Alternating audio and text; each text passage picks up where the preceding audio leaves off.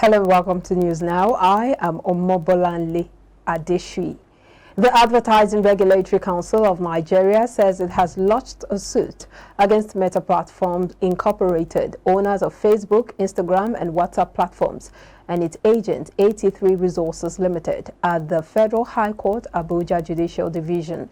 According to a statement on Tuesday by the apex regulatory body for Nigeria's advertising ecosystem, ARCON is seeking a declaration, among others, that the continued publication and exposure of various advertisements directed at the Nigerian market through Facebook and Instagram platforms by Meta Platforms Incorporated without ensuring the same is vetted and approved before exposure is illegal, unlawful, and a violation of the extant advertising law in Nigeria.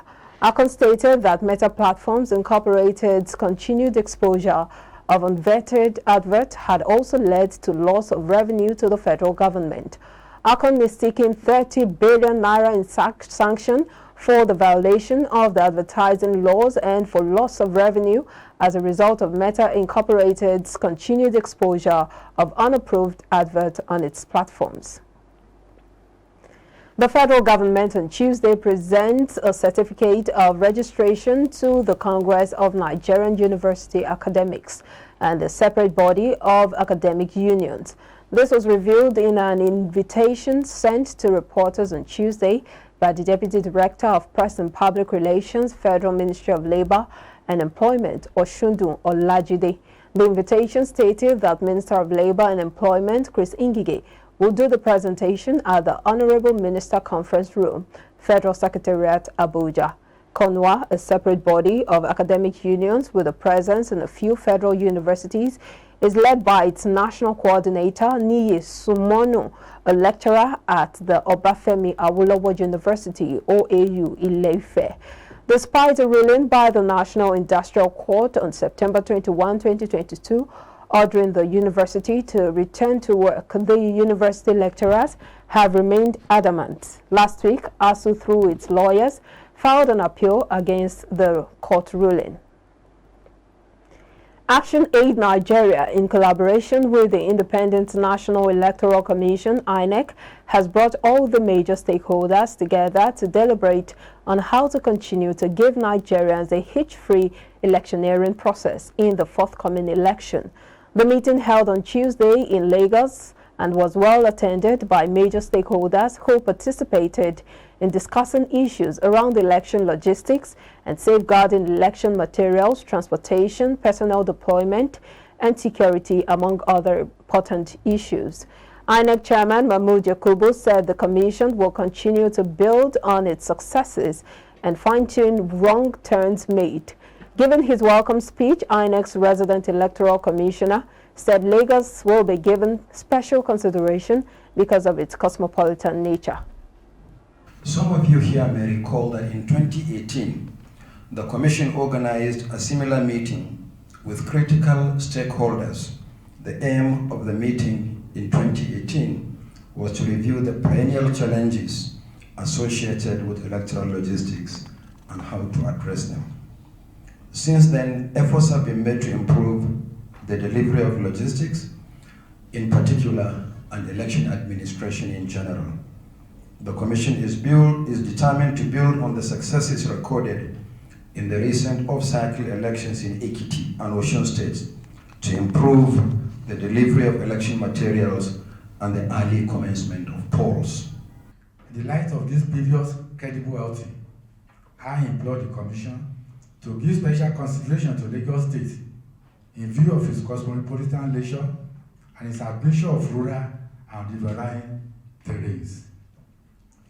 Presently, Lagos State has about 7 million registered voters, covering those of 2019 and the current registration figure, which is still being cleaned up, with 13,325 polling units and 245 registration area centers, RACs, all of which call for adequate election logistics, with special attention given to preparation and activation of RACs, transportation, security, additional containerized facilities to complement the storage facilities at 20 local government areas. The intervention seeks to engage critical stakeholders in a bid to assuaging the challenges identified in the logistics deployment of election materials for election administration. Specifically, this intervention seeks to engage with the Independent National Electoral Commission, which we are collaborating with, on the development of innovative approaches towards smooth conduct of the 2023 general election. I thank the organizers for the honor and privilege given to Inspector General of Police to participate and present a paper on the requirement for support to electoral material and personal deployment and retrieval, especially in difficult terrains. The Nigerian Police Force, as a lead agency in internal security, the interaction would also help in reviewing the evolving political programs as laid out by the Independent National Electoral Commission, INEC, and chart a clear pathway to resume a smooth electoral process in the countdown to the 2023 general elections.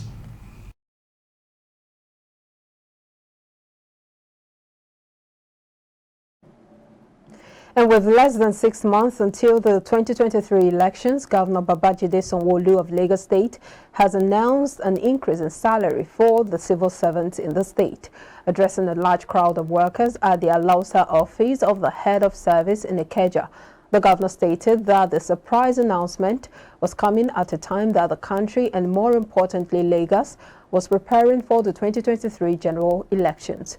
Although Governor Sanwo-Olu did not disclose the actual amount in the salary increase for the over 100,000 public workers, however, the least civil servant in grade 1 to 6 earns 35,009 as minimum wage in Lagos. The governor said his administration was aware of the inflation and high cost of living in the country, but assured that he was determined to cushion the effect on the workers. He added that Lagos was capable of paying workers high salaries, stressing that the state would continue to lead by example. And on the African scene, an attack by Islamic extremist fighters to Mali government headquarters on Monday has left 20 dead and 36 wounded. The Somalia-based Al-Shabaab claimed responsibility for the attack in Beledweyne, a town more than 300 kilometers north of Somalia's capital, Mogadishu. Heavy and disastrous explosions in Beledweyne district have killed people, including government officials, civilians, and soldiers, said Bishar Hussein Jamal, Beledweyne Police Commissioner. Earlier on Monday, Somalia's government announced the death of a top Al-Shabaab leader, Abdullahi Nadir, over the weekend. The government said the attack had been carried out in partnership with the U.S. military in southwest Somalia. UN Secretary General Antonio Guterres condemned the attack and reaffirmed the UN's commitment to peace in the country. And Lesotho will hold a parliamentary election on Friday amid failures by its politicians to pass constitutional reforms meant to end years of political instability in the Southern African Mountain Kingdom. The All Basotho Convention, ABC, has run the country since 2017, but divisions within the party have given it 2 prime ministers over 5 years, one of whom, Thomas Thabane, stepped down in 2020 after being charged with the murder of his ex-wife. He denied any wrongdoing and the charges were later dropped. His successor, Prime Minister Mweketsi Majoro, declared a state of emergency in August after legislators failed to pass 2 bills meant to end political volatility in Parliament. Last month, Lesotho's highest court ruled the declaration unconstitutional. The ABC has selected another leader, former Health Minister Nkako Kabi, to contest the ticket after he defeated Majoro in a party vote in February. Lesotho has seen 4 military coups since independence from Britain in 1966. Opposition riots in the capital, Maseru, in 1998 prompted South Africa to deploy troops to restore order. And now to the foreign scene, where Russian President Vladimir Putin may finalize his plan to annex 4 Ukrainian regions later on Tuesday, even as his forces are being pushed back by Ukraine on 2 separate battlefield fronts, shrinking the amount of seized territory he controls. Russia, which has escalated its 7-month war with its annexation drive, mobilization and warnings of nuclear weapons use, looks to be in a hurry to complete a process which Ukraine and the West say is illegal and won't be recognized. The upper house of Russia's parliament earlier on Tuesday voted to approve the 4 regions incorporation, which taken together represent around 18% of Ukraine. The Kremlin said the Putin signature, the final stage in the process, was likely later in the day. In Brussels, the European Union summoned Russia's envoy to the bloc to reject Moscow's illegal annexation, to urge it to unconditionally withdraw all of its troops from the entire territory of Ukraine. A nuclear-armed North Korea test-fired a ballistic missile farther than ever before on Tuesday, sending it soaring over Japan for the first time in 5 years and prompting a warning for residents there to take cover. It was the first North Korean missile to follow such a trajectory since 2017, and its estimated 4,600-kilometer range was the longest traveled by a North Korean test missile, which are usually lofted high into space to avoid flying over neighboring countries. In response to the test, U.S. and South Korean warplanes practiced bombing target in the Yellow Sea, and Japan warned its citizens to take cover and suspended some train services while the missile passed over its north before falling into the Pacific Ocean. The period has also seen joint drills by the United States, South Korea and Japan, and a visit to the region by U.S. Vice President Kamala Harris, who stood at a fortified border between the Koreas and accused the North of undermining security. We'll take a commercial break. When we come back, it will be time for sports business. Please stay with us.